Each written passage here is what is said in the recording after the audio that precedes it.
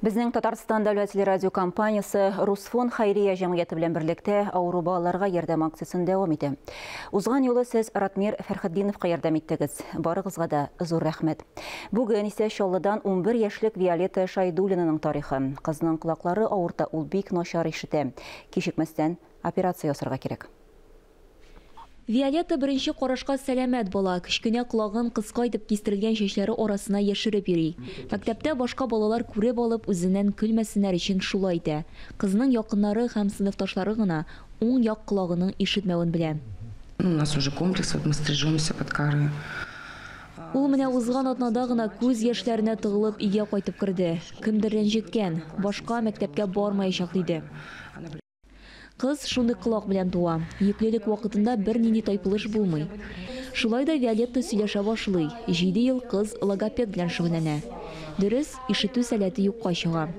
Хәзер соңраулыкның 4нче стадиясында тора. Без ишетү үзәгендә исәптә торабыз. Ел сайын тикшереп торалар. Бу диагноз куркыныч, анда шиш барлыкка килергә мөмкин. Алар операция вакытында гына күренә. Хәзер Виолетта 5нче сыйныфта укый. Тарихны һәм туган телне бик теләп өйрәнә. Олимпиадаларда, конкурсларда катнаша, китаплар укый. Америка клиникасы табиблары ярдәм итәргә риза булган. Виолеттага операция кирәк. Ул колак пластик сыңлай ясап калмыйча ишетү сәләтендә кайтарачак. Violetta is a 10-year-old female. Виолеттаның бер як колагы зарарланган. Ул атрезия һәм микротия дип атала. Бала гомерлеккә саңгырау булып калырга мөмкин. Без клиникада кызны дәвалый алабыз. Сез гаиләгә матди яктан булышсагыз, без бик теләп булышыр идек. Операция кыйммәт тора. Виолеттаның әти-әнисе якыннарыннан да кредитка да акча алып торганнар. Тик ул җитми. 1,97,000 сум җыярга кирәк.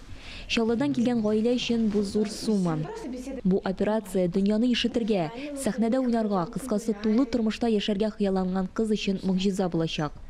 Мондый мөмкинлекне без бергәләп булдыра алабыз. Моның өчен 5542 номерына дети сүзен язып SMS җибәргә кирәк.